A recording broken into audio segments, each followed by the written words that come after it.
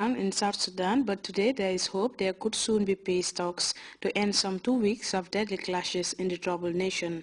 East African countries had set a ceasefire deadline for today, asking President Salva Kiir and rival Riek Machar to negotiate, where services are reporting now that both sides have agreed to attend talks in Ethiopia's capital.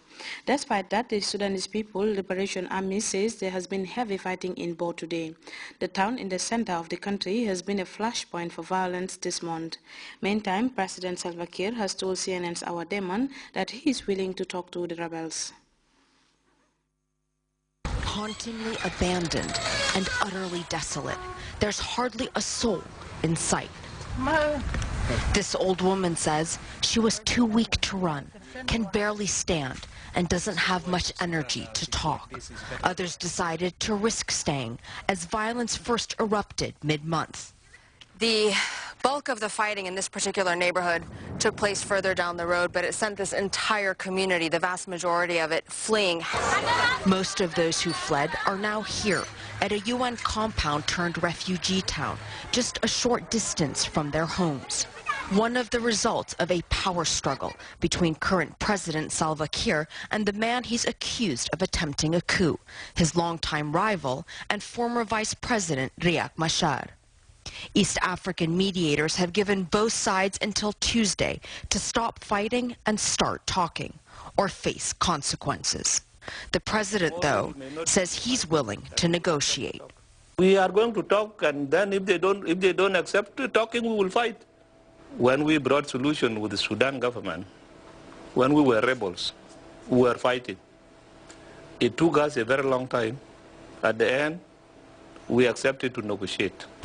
No one here wants to see a battle that's that protracted or bloody, but South Sudan has a history of politics taking on an ethnic dimension. And tensions between Kiir's Dinka ethnic group and Machar's Nuer are easily exploited. We are trying to fix this. Government minister and other influential Nuers spent all morning calling leaders of the so-called White Army, ethnic Nuers loyal to Machar, trying to convince them not to be drawn into the conflict. And we explained it to them that the issue was a political issue. It is not a tribal issue, and we are not supporting Riek Machar. As you see us here, we are not supporting Riek Machar. We are loyal to the system. It's a system this young nation is struggling to protect. This Nuer family returned to pick up a few belongings and head back to the UN camp. This is a political move. Daniel Atem, their neighbor, is a Dinka. He says he's trying to convince them it's safe enough to stay. For me, I have my ambitions. I have my dreams. I cannot let all my dreams go because I want to fight for someone. It doesn't make sense. I have to know first, what am I fighting for? For example, our parents were fighting for independence from the Arabs. They were fighting because they want us to be independent. They want us to have freedom of anything, of speech, of religion, and other things. So it was a very good reason to fight, and it was a good reason to die. This country already paid a price for its independence. Now it's simply trying to survive. Arwa Damon, CNN, Juba. Authorities in DR Congo say they have quelled violent disturbances blamed on youths belonging to a religious sect led by Pastor Joseph Nkungubila. The government crackdown left 70 of the sect members and 3 soldiers dead.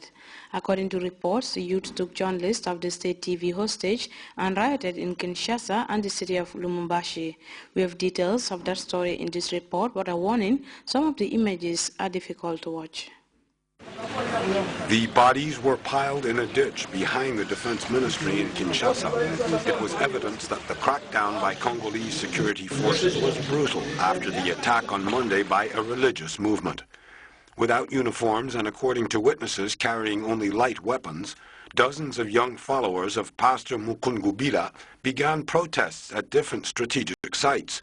They took journalists hostage at the National Television building. The security forces responded, killing some 70 of the church sect followers, who had recently criticized the naming of Rwandan officers in the army and police. 3 soldiers were also killed in the violence. On Monday, government spokesman Lambert Mende had described the attacks as terrorism meant to disturb end-of-the-year festivities. Tuesday morning, activity returned to normal in Kinshasa as the defense minister announced that the situation was totally under control.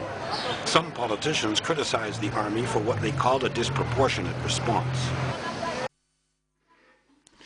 And before we end this edition of the news, a quick reminder of the headlines. The Office of the President has announced the lifting of bans on the Standard newspaper and Teranga Radio as a mark of goodwill for the new year.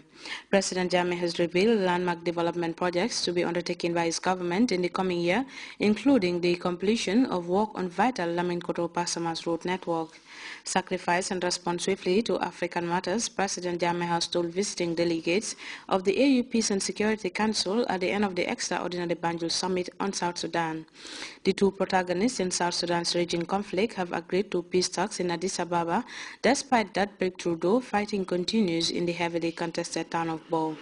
And violent clashes between members of a religious sect and security forces have left more than 100 people dead in their Congo cities of Kinshasa and Lumumbashi.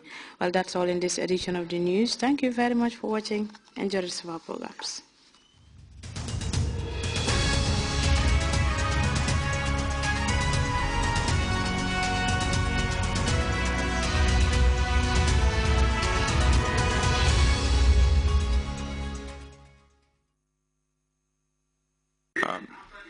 Assalamu alaikum wa Gambia mag ak ndaw góor ak jigéen ñu ngi ñëw fii GRTS tey ci guddi gi nii 31st of December pour yëgal leen ne xew-xew bi nga xam ne moo waroon a am Banjul muy musical jamboree bi ak cultural festival bi nga xam ne BCC nga xam ne under mayor of Banjul moom moo ko organise jagleel ko ki nga xam ne mooy His Excellency the President Cheikh Professor Dr Alhaji Yahya AJJ Jammeh mu waroon a am tey si July 22nd park bi ñu ngi leen di yëgal ne announcement moo am ne programme boobu noonu dañ ko postpone ba maanaam ëllëg dañ ko bàyyi tey mu waroon a am ba ëllëg incha allah ba tey si July 22nd square bi mu ngi door bu soobee yàlla 9 o'clock mooy juróom-ñeneenti waxtu si ngoon la programme boobu noonu di door tey la waroon a am waaye dañ ko mujjee bàyyi ba ëllëg incha allah